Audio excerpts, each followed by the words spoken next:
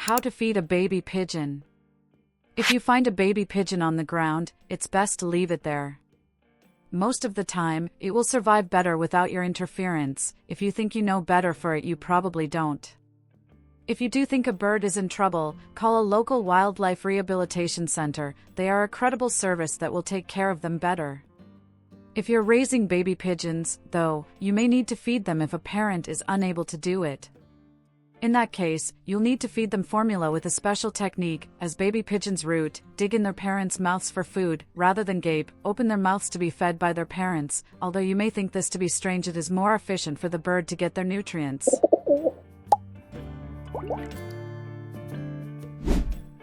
Part 1. Mixing the formula. Number 1. Find a baby bird formula.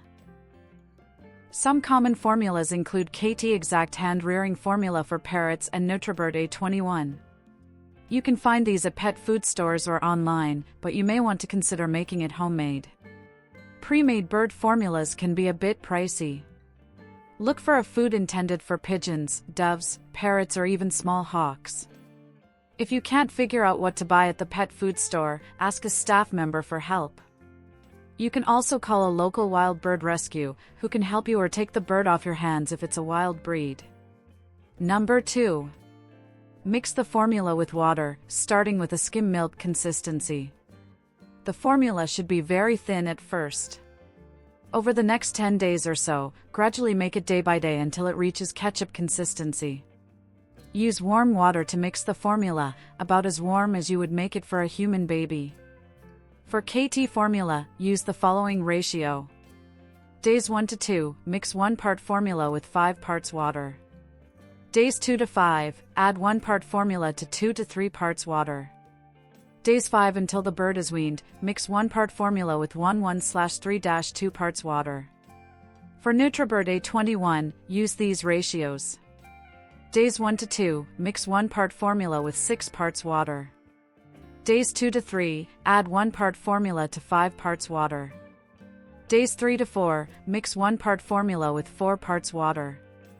Days 4 to 5, add 1 part formula to 3 parts water. Days 5 until the bird is weaned, use 1 part formula to 2 to 2.5 parts water. Number 3. Use infant cereal without milk solids if you have nothing else. Only use this alternative when you're in a pinch. Blend it with warm water and thin it down to a skim milk consistency. However, you should only feed this to birds that are at least 3 days old, and work on getting better food as soon as possible. Another option is puppy biscuits, but you must soak them in warm water until they are soft and fluffy. Many babies should be able to eat these as is, but if the bird is very young, you may need to blend them with warm water. Number 4. Make mac milk as an alternative.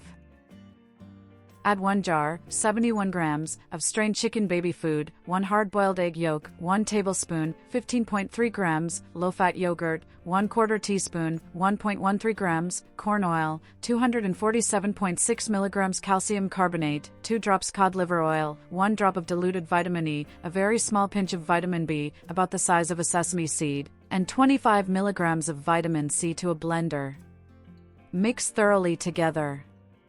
Dilute vitamin E by mixing a drop from a 400 IU capsule with 10 drops of corn oil. Mix it together well. Make a new batch every few days. The amount of vitamin B you need is so small, you can't even measure it on a gram scale. Just do a very small pinch, no bigger than a sesame seed. Add digestive enzymes in the first 3 days after hatching. You need 1/8 teaspoon of digestive enzymes for the whole recipe, but you must add it to the food 30 minutes before feeding, just to what you're going to feed at that time. So if you use 1/5 of the food recipe, add 1/5 of the digestive enzymes you've measured out. Beginning in the second week, you can gradually mix in other seeds and foods intended for pigeons. Part 2. Feeding a bird in its first week of life. Number 1. Warm the bird before feeding it. Place the baby in a box near an angled desk lamp with a 40-watt bulb or a 40-watt dark reptile bulb.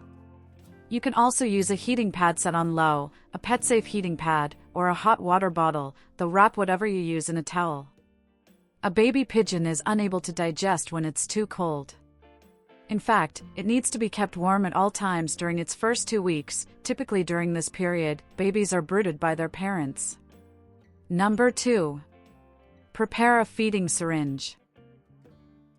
Use the feeding syringe, a syringe without a needle, to pull up food. Take the plunger out and pull a piece of vet wrap, a type of self-adhering bandage, or rubber dam, dental, over the wide end. Wrap a rubber band around it to hold it in place. Poke a hole in the rubber large enough for the bird to fit its beak into. The baby will drink out of the hole, as pigeons drink out of their parents' mouths, which is called rooting. Wipe up spillage on the bird with a cotton ear swab that you dipped in warm water. Number 3. Let the bird eat enough to fill its crop. The crop is the pouch that sits just over the bird's breastbone, where the bird keeps food to be digested. Watch it fill with food as the bird eats, and aim for it to be about 3/4 full. If you gently press on the crop, it will feel like a water bottle when it's 3/4 full. If the bird regurgitates any food when you press on it, then you've fed it too much. Number 4. Feed the bird 4 times a day in its first week of life. Pigeons and doves have larger crops than gaping birds, ones that aren't able to root.